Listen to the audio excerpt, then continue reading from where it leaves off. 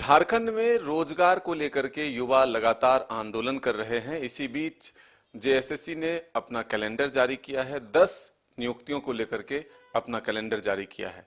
इस वक्त हमारे साथ बातचीत के लिए मौजूद हैं बीजेपी के प्रवक्ता प्रतुल सहदेव जी।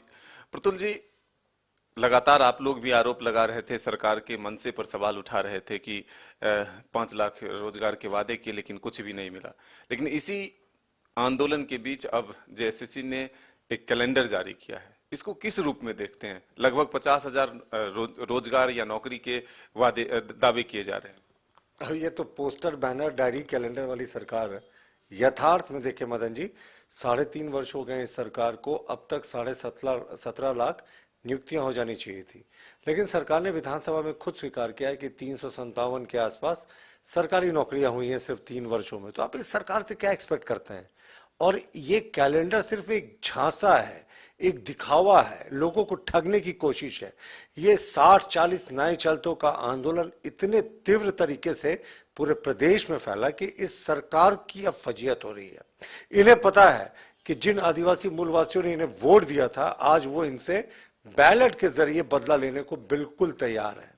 और क्यों नहीं होंगे? इन्होंने कहा था कि 100% नौकरियां यहाँ के आदिवासी मूलवासियों के लिए रिजर्व रहेगी, लेकिन जब रिजर्वेशन देने की बात आई तो इन्होंने उन्हें हटा के 40% नौकरियां पूरे देश के लिए द्वार खोल दिया। वो भी किसका?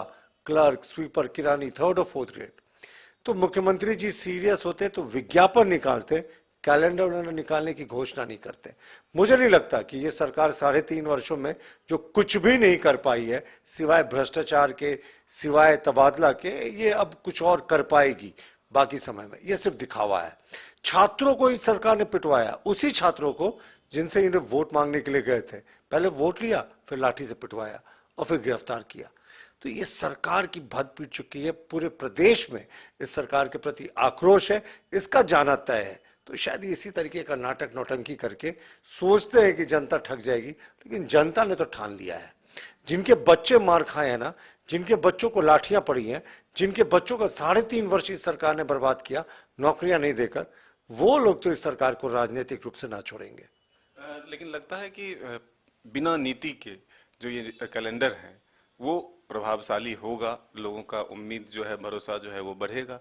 पहले लोग क्या चाहेंगे कि एक नीति बन जाए, फिर उसके बाद ये कैलेंडर आता तो और अच्छा होता। देखिए, आपने बड़ा अच्छा प्रश्न किया। आज के दिन में स्थानीय कौन है यही क्लियर नहीं है। यानी 2023 में भी जो आकर बसा है वो स्थानीय है, क्योंकि 1932 का इन्होंने जो कट ऑफ डेट किया था, उस समय भी हमने विधानसभा में कहा था कि हम 1932 के पक्षधर हैं। सबसे पहले बाबूलाल मरांडी जी के समय में हमारी सरकार ने इसको लेकर आने का काम किया था, लेकिन हाईकोर्ट ने उसे स्ट्राइक डाउन किया था, कहा था कुछ चेंजेस करके लाएं, लेकिन सरकार उसी रूप में ले आई। तो हमने विधानसभा में समर्थन करते हुए कहा था कि भाई हम समर्थन करते 1932 का, लेकिन आपके लाने का तरीका गलत है। जिसको आप एक सरकारी संकल्प से जारी कर सकते थे, उसके लिए इतना नाटक और नौटंकी करने की क्या आवश्यकता? और नियोजन नीति को तो उच्च न्यायालय ने खारिज कर दिया है। तो कौन सी नीति को लेकर ये नौकरी देने जाना है? ये सिर्फ और सिर्फ छलावा है। आज के दिन इस प्रदेश में कोई नियोजन नीति नहीं है। इनके हिसाब से 2016 के पहले की जो नियोजन नीति थी वो लागू हो गई। यानी उस समय जो हमारी सरकार ने 2017 में 24 जिलों में स्थानीय लोगों के लिए नौकरियों के लिए आरक्षित किया था, जो शेड्यूल एरियाज थे और जो नॉन शेड्यूल एरियाज थे, उससे पहले की स्थिति थी कि ये 40% जो नौकरियां होती हैं, 50% जो संवैधानिक आरक्षण का दायरा है और 10% जो इकोनॉमिकली वीकर सेक्शन के लिए बाद में जोड़ा गया है। इसके अतिरिक्त 40% नौकरी यहाँ स्वीपर, क्लर्क, किरानी का भी करने के लिए कश्मीर से कन्याकुमारी तक कोई भी व्यक्ति आ सकता। और हर एक राज्य की अपनी पॉलिसी होती है कि भाई कम से कम 3rd और 4th ग्रेड की नौकरियां तो वहां के स्थानीय लोगों को दी जाए। लेकिन मुख्यमंत्री को जिन लोगों ने वोट दिया, पहले उनको पिटवाया और अब उनको ठग रहे हैं।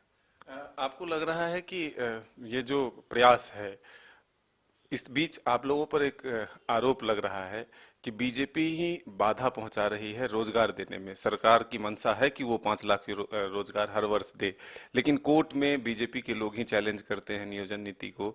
सड़क पर जो युवा आंदोलन कर रहे हैं उसमें कह रहे हैं कि बीजेपी और आजसू के कार्यकर्ता हैं, युवा मोर्चा के लोग हैं। इसको किस रूप में देखें? देखिए, सबसे पहले ये ऐसी नीति लेकर क्यों आते हैं जो कोर्ट में टिकती नहीं। बीजेपी का सिर्फ एक कार्यकर्ता था, 24 लोग उसमें गए थे कोर्ट में, तो उसको जोड़ना वो व्यक्तिगत हैसियत में गया था।